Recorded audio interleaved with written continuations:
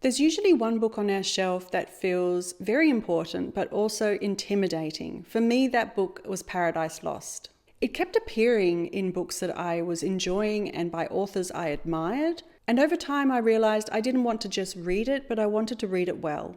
So instead of just diving in and hoping for the best, I built a year-long reading curriculum around it.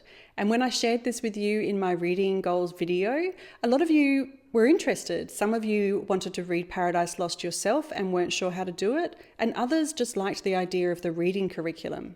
So in this video, I'm going to share with you how I built my curriculum, what shaped it, what I kept, what I let go of. I will share with you my full curriculum so you can see what the end result was, and you are more than welcome to use it yourself if you want to. And I'll also share with you the starting prompt that helped me start thinking about this in the first place. But before we get to the structure, I want to share with you the why I felt like I needed to do this. The real reason why I created this curriculum wasn't because I wanted to be impressive or academic. I was tired of skimming the surface. I didn't want to continue to brush up against these big, important books without really entering them. And Paradise Lost kept appearing in the books I loved, especially the books that are around nature and gardens. So it felt like it was quietly circling my life for quite a while. But every time it came up, I felt like I was missing a part of the conversation.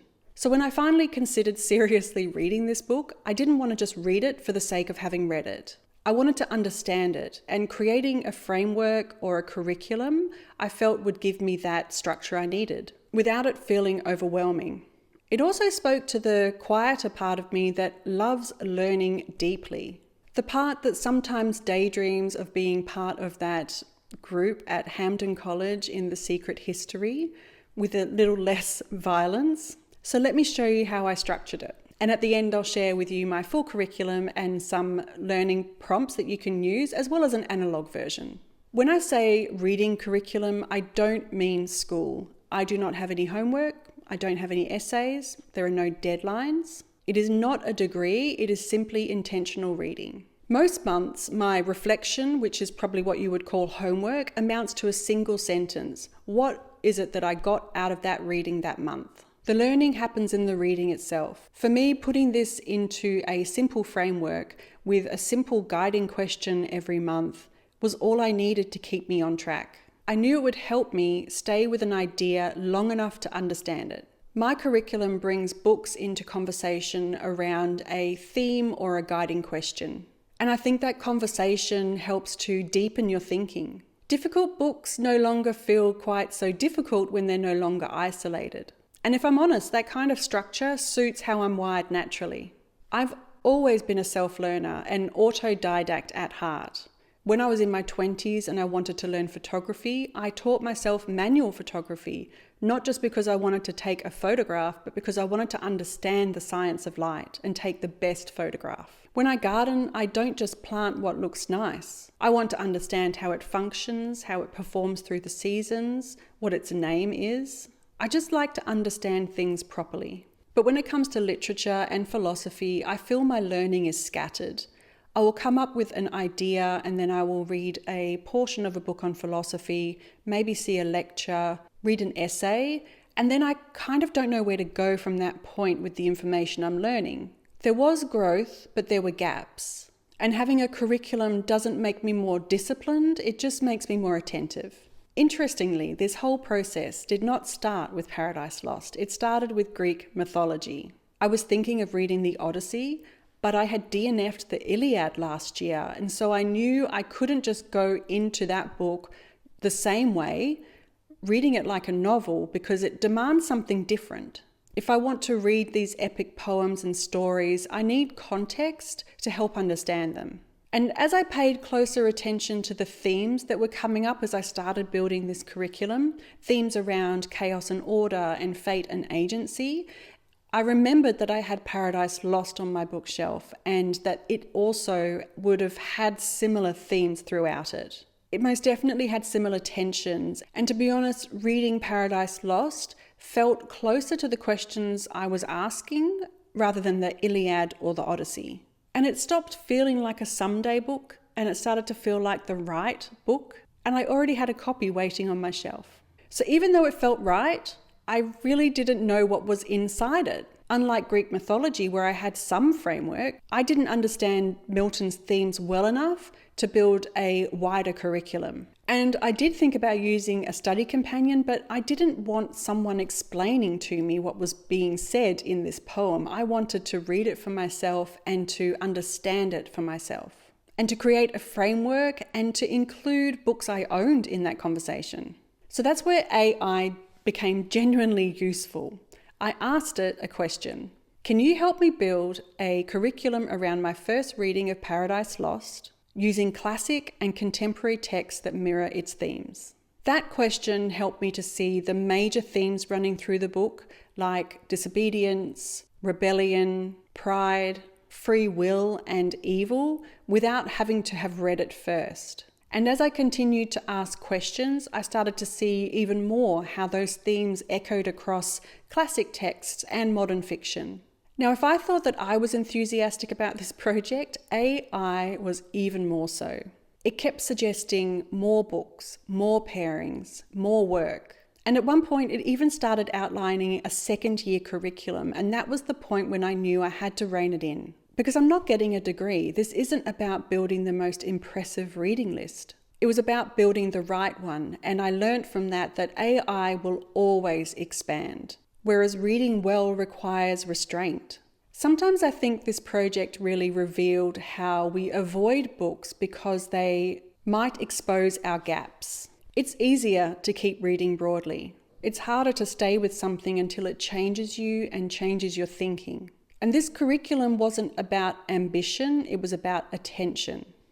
So once I saw what was possible, I decided to stretch the curriculum over 12 months. Not because it had to be a year, it could have been a lot shorter, but I felt a year gave me enough time to be able to sit with the concepts in the book, to be able to read it initially, to reread sections, to slow down, and to sit with difficulty. It also helps that Paradise Lost is actually made up of 12 books, so it fit very neatly into a year.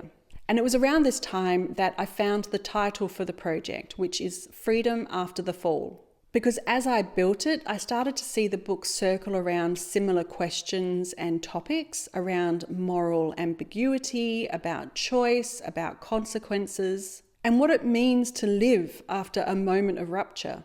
One of the things I did, which I highly recommend if you do this yourself, is I told AI to start recommending books from my own TBR. And I was very surprised at how many of the books on my shelf fit into this curriculum. Goodbye, Mr. Chips by James Hilton echoed questions around responsibility. Atonement from Ian McEwan may have been the most obvious pairing because there is strong themes in there around the consequences of our choices and guilt and order and chaos. But seeing these modern fiction books alongside this epic poem from the 1600s has really been very satisfying. But remember, if you're looking at doing this yourself, your curriculum does not have to be over a year. It just has to be intentional. And so if you are curious at what my curriculum looks like, I have linked it below. The entire curriculum, including my supplementary syllabus, which has movies and poetry and scripture that I could also read if I wanted to, alongside my prescribed reading. Paradise Lost is a daunting text, but reading it through my curriculum, Freedom After the Fall, it feels much less daunting. I'm not reading it in isolation anymore, I'm reading it with context. Practically, it removes decision fatigue. Every month I look at the framework and I just read the next book that is recommended there. And then there is also one guiding question each month to keep me on track. I've been surprised how much steadier my reading feels now. It feels calmer, definitely more intentional, across all of my reading, not just this project. I'm not trying to get through it just to say that I've read it. I'm letting it unfold. And above all, I can't fall behind because it's mine. I'm on no one else's deadline but my own. In terms of building a curriculum yourself, you do not need AI to do this. And if I was doing this again in an analog way, I would simply do it over 3 steps. Step 1 would be to choose an anchor. It could be a book, it could be a theme, it could be a question. Step 2 would be to identify 3 to 5 ideas within that. What questions sit at the center? And then step 3 would be to build conversations around it. What other books do you have on your shelf that echo similar questions? And I highly recommend also including essays and poetry. You don't have to read entire books alongside your main book or your theme. It could be selected readings. So that's it. It doesn't have to be serious. It doesn't have to be long. And I would definitely recommend starting with something you already own. If you do want to do this using AI, I've included a couple of prompts below to get you started. Let AI assist you, not to decide. Ask it to simplify things for you, ask it to find and identify patterns, but be prepared to tell it to stop because AI will always expand. And you're not relying on AI to tell you how to think, only how to help you see the structure more clearly. Reading is a long game. We have finite time and there are infinite number of books in the world. We don't need to read everything, but we do need to read it well.